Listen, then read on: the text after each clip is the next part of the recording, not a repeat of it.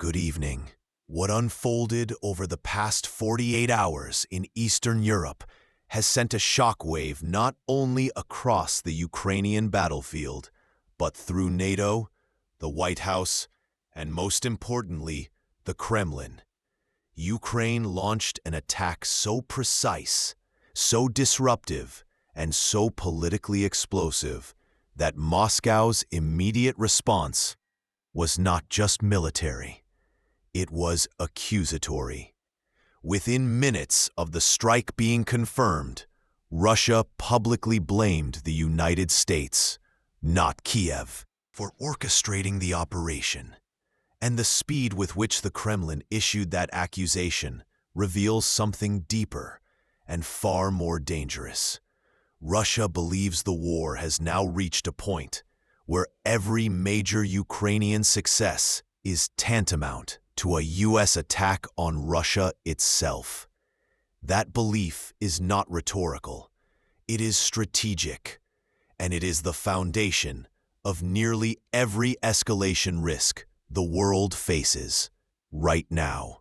The attack in question was not a routine artillery hit or a drone strike against a supply depot. It was a highly complex, multi-layered operation that targeted one of Russia's most sensitive military nodes, a location previously considered too deep behind the lines, too secure, and too heavily monitored for Ukraine to reach without outside support.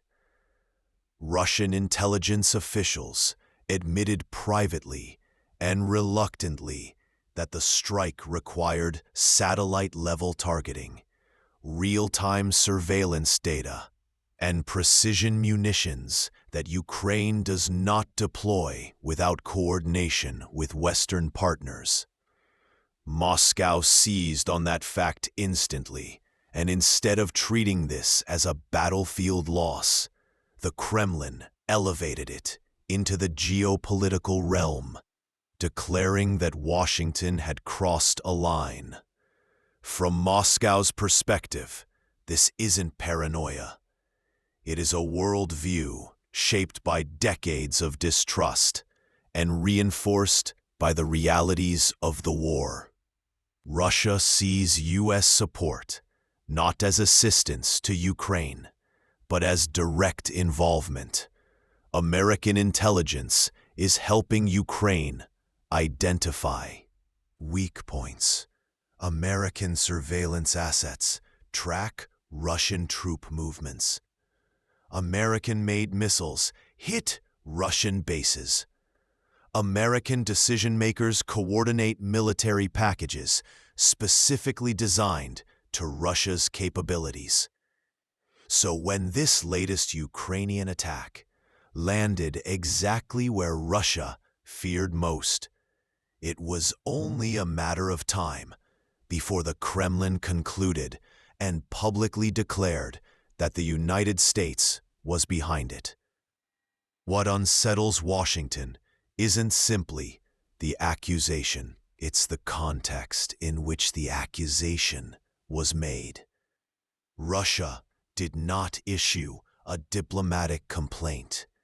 It did not summon U.S. officials for symbolic theatrics. It went straight to a narrative of retaliation, a narrative framed not around Ukraine, but around the United States. That shift matters because when a nuclear-armed great power stops blaming its immediate battlefield opponent and starts blaming its global rival, it signals that escalation ladders are about to get steeper. The mechanics of the attack themselves reveal why the Kremlin reacted so aggressively. Ukrainian forces executed a synchronized drone and missile operation that exploited a temporary rotation gap in Russian air defenses.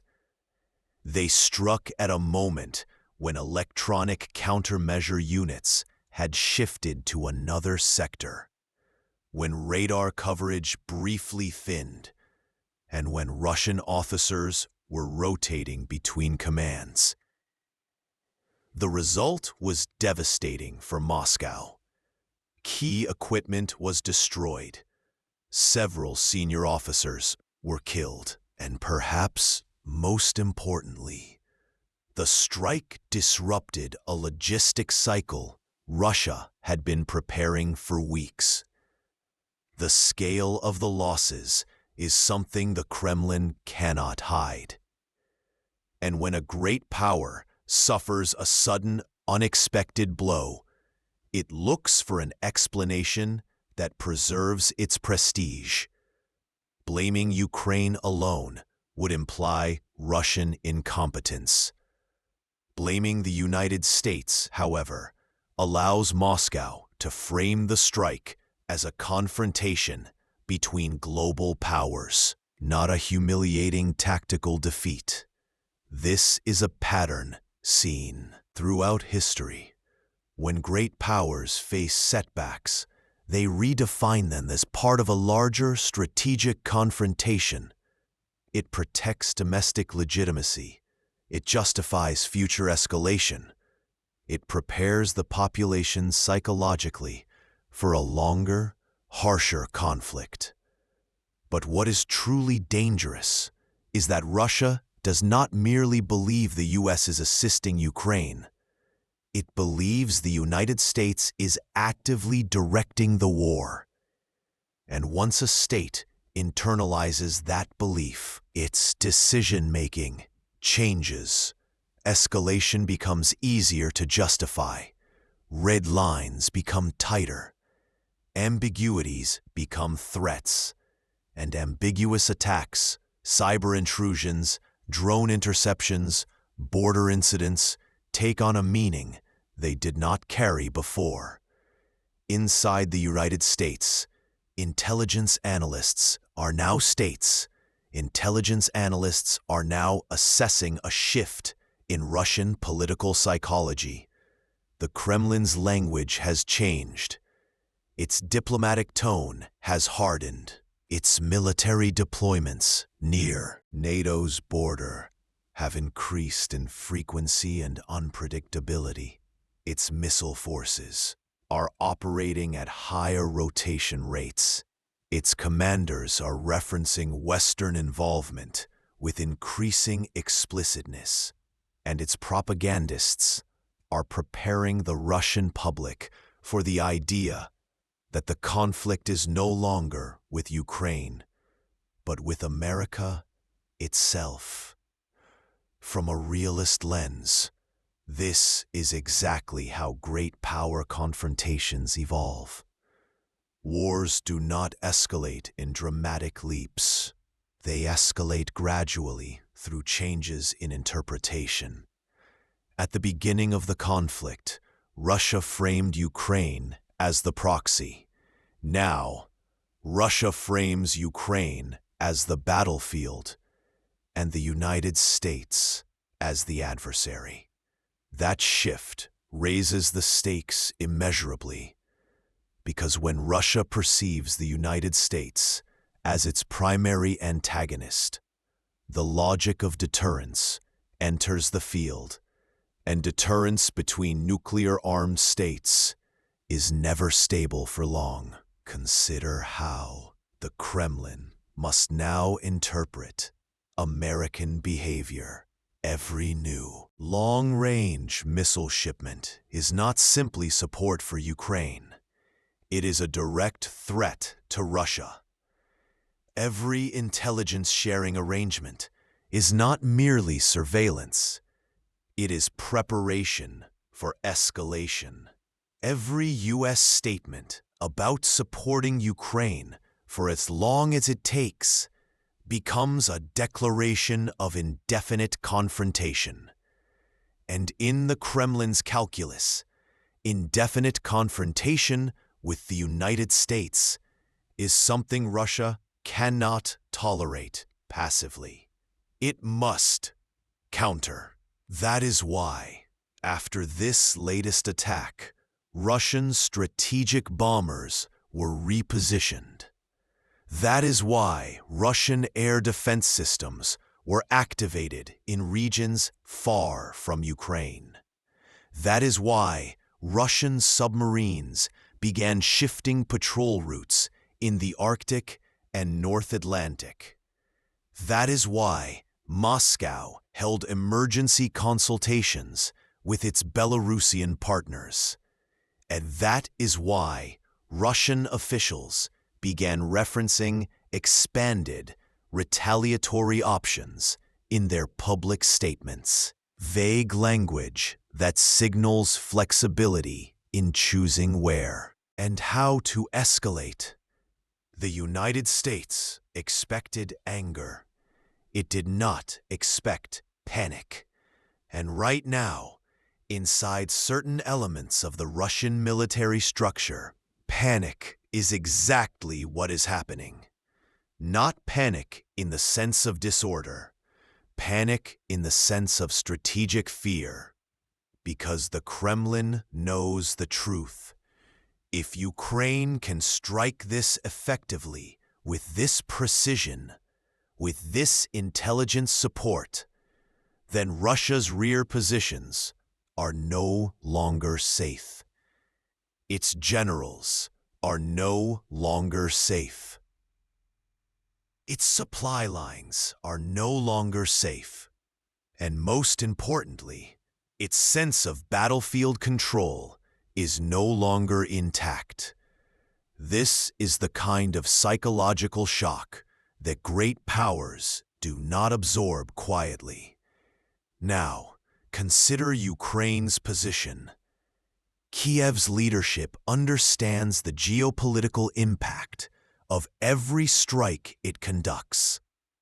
Ukraine is not simply fighting for ground. It is fighting for narrative, for momentum, for survival. And every time Ukraine exposes Russian vulnerabilities, it strengthens its position in negotiations, in diplomatic outreach, and in military aid pipelines. But Ukraine also knows that a cornered Russia is more dangerous than a confident one. This is where the situation becomes truly volatile.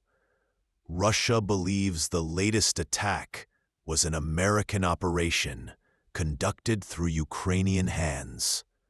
Ukraine believes Russia's anger is a sign of weakness. The United States believes Russia is preparing rhetorical space for escalation, and Europe believes the situation is drifting toward a phase where a single miscalculation could trigger a crisis far larger than the war itself. This combination, mutual suspicion, strategic fear, political humiliation, and rising stakes, is historically one of the most dangerous in great power politics. It is how wars widen. It is how rivalries harden. It is how deterrence breaks. When Russia blames the United States, it signals that the conflict has moved beyond the battlefield and into the structural struggle between two nuclear giants. And once the conflict enters that phase, controlling escalation becomes far more difficult. The Kremlin is in a moment of uncertainty. The United States is recalibrating its risk assessments. Ukraine is pushing its advantage, and the world is watching a conflict where tension rises faster than diplomacy can keep up. Russia suffered a major blow. It blamed the United States. And now, the global balance stands on a sharper edge than before. This crisis is not stabilizing. It is accelerating. And the next move, from Washington or Moscow, may shape the fate of this war far more than anyone expected.